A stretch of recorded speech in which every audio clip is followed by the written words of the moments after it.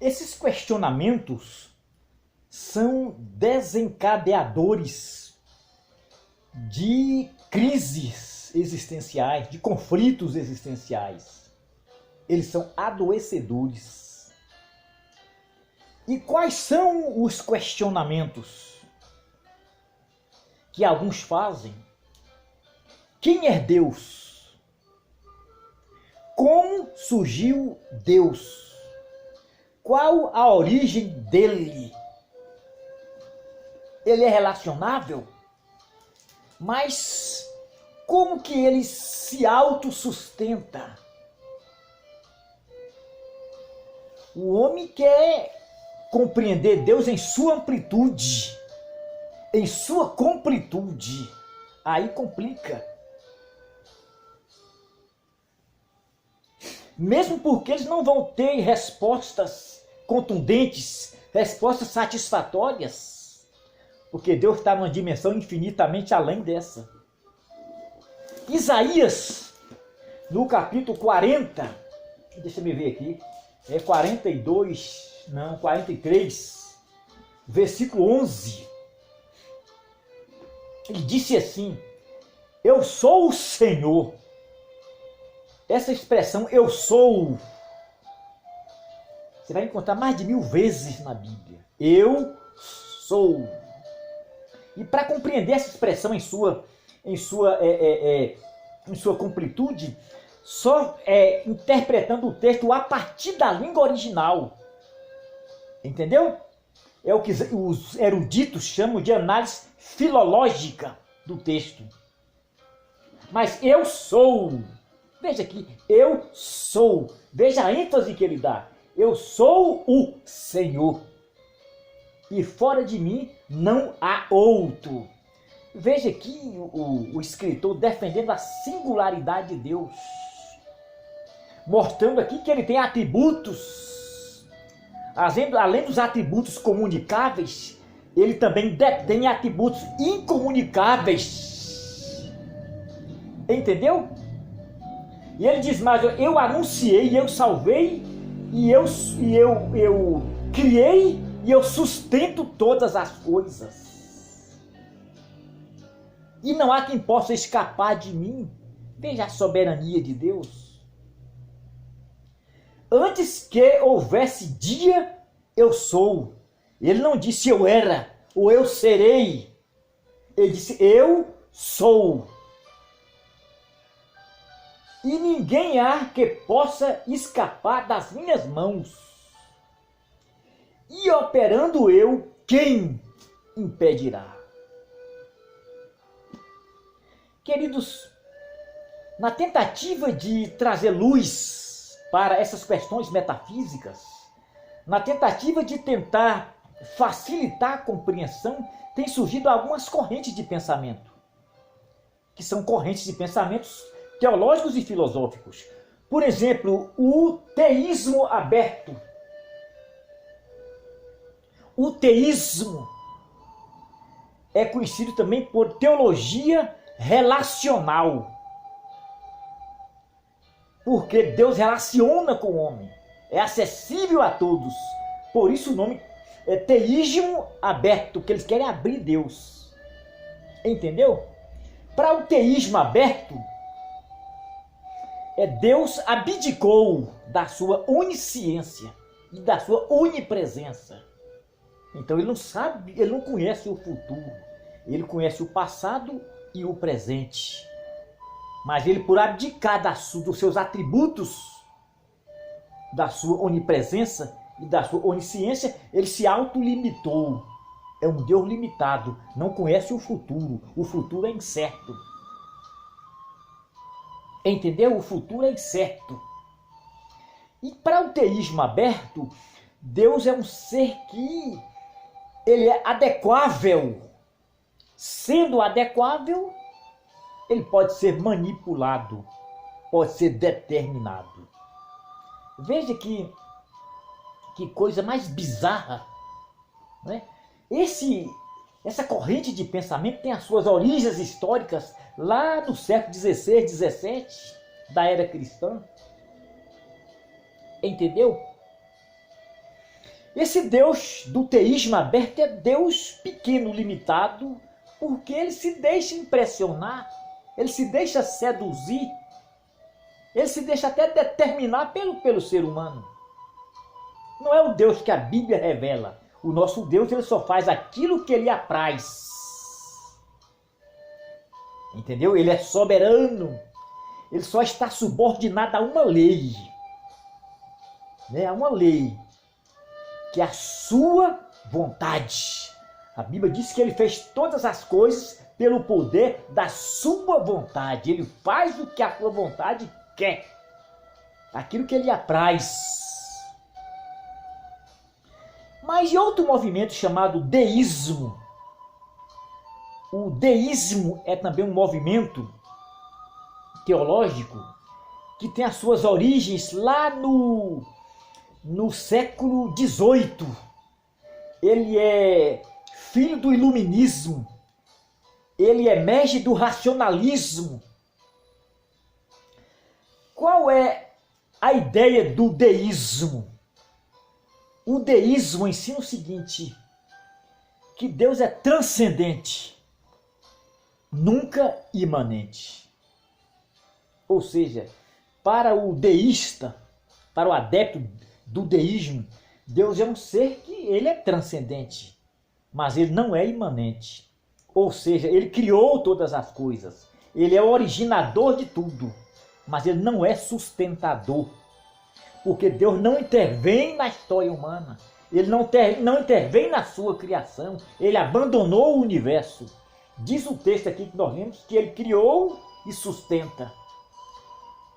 Ele disse aqui, eu criei e eu sustento todas as coisas. Ele é criador e é também sustentador de todas as coisas. Para o deísmo, não. Ele é criador, não é sustentador. O deísmo é uma corrente de pensamento que tem conquistado muito espaço na mente humana, na área teológica, nas igrejas, entendeu? Principalmente no meio acadêmico.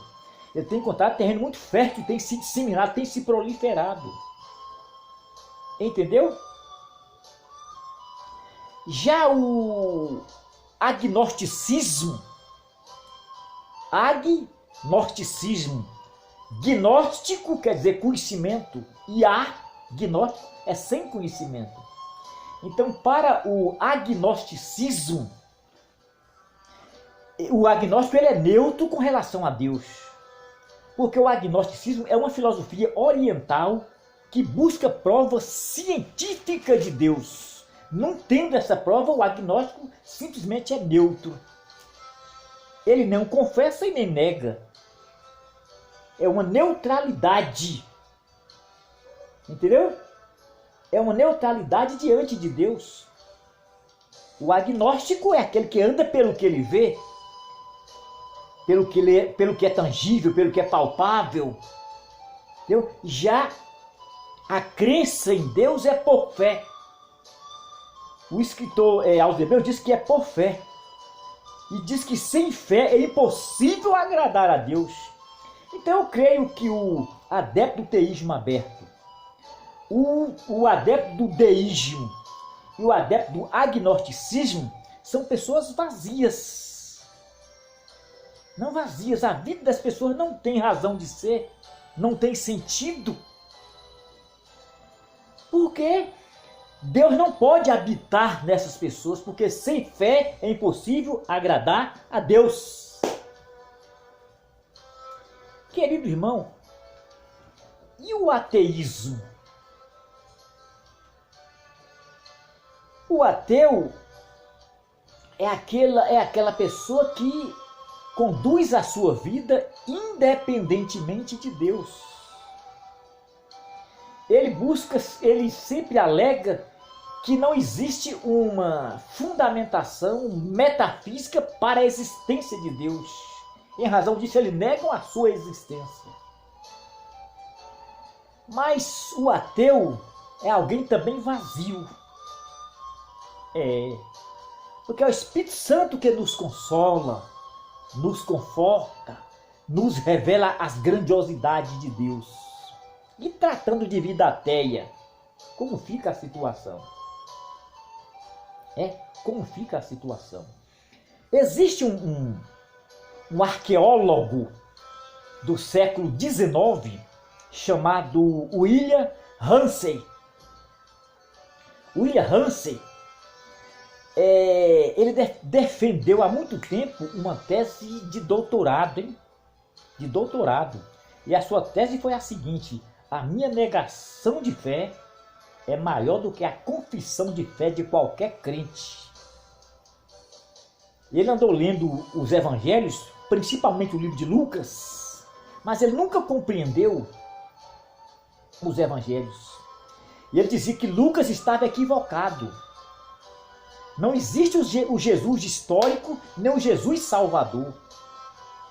Mas William Ramsay, ele começou a se debruçar, a fazer um estudo meticuloso sobre os evangelhos, principalmente o livro de Lucas. E o evangelho começou a entrar nele, a penetrar nele.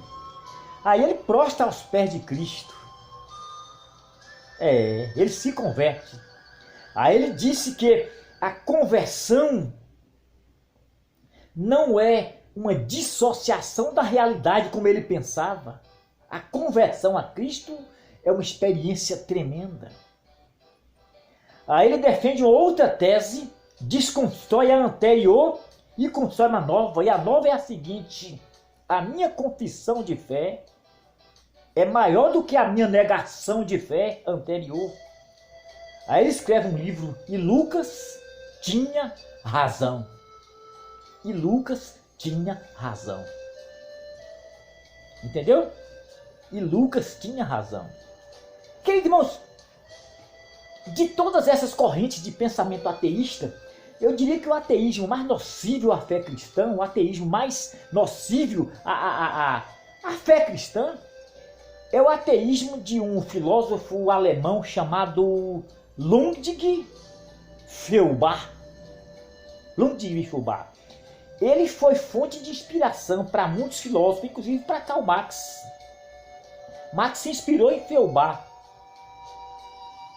Mas qual é o ateísmo de Feuerbach? Feuerbach diz o seguinte, que o homem tem a essência da divindade. E ele, para conhecer essa essência, para descobrir essa essência, ele tem que se autoconhecer. É só no autoconhecimento. Ele vai descobrir que ele tem a racionalidade da divindade, a bondade da divindade, a consciência da divindade. Entendeu? É no autoconhecimento que ele vai descobrir que ele é divino. Então, qual é o conhecimento que o homem tem de Deus? É o autoconhecimento. Entendeu? É meio complexo o pensamento dele, mas não é possível, é possível de compreender. Entendeu o que Feuerbach quer dizer? Mas essa ideia de divinização do homem não tem origem no pensamento de Feuerbach, não. É mais antigo. Essa ideia surge lá no Jardim do Éden, quando a serpente, que era uma personificação de Satanás, ele seduz a mulher com essas palavras: mulher, se tu comeres, tu serás igual a Deus. Então você observa que surge no pensamento de Satanás. Entendeu? Essa ideia surge lá. Surge lá. Agora, irmão, como pode o homem querer ir ao nível de Deus? Anselmo de Cantuária, grande pensador medieval, disse que Deus é um ser tão grande que ele é inadjetivável. Como eu gosto dessa expressão. Ou seja, toda qualificação desqualifica Deus, diminui Deus. Diz aqui o texto, o escritor aqui, ele mostra os atributos de Deus. A sua autoexistência, a sua presciência, a sua soberania. Diz aqui que Deus criou tudo e sustenta. Mas nessa relação de causalidade, A causa é maior que o efeito. Então Deus criou o universo e tudo o que nele há. E Davi diz que o universo está na palma das mãos de Deus. Os mais profundos abismos são visíveis aos olhos de Deus. Davi chega a dizer: para onde, Senhor, eu fugirei da tua presença? Para onde me ausentarei do teu espírito? Onde eu for, tu estás. Os mais profundos abismos, Senhor, são visíveis aos teus olhos. Mas Davi diz no outro momento: esse Deus é grande, mas ele ouve a minha oração e se manifesta em minha vida. Aí está a base da nossa fé. Que esse Deus grande seja contigo.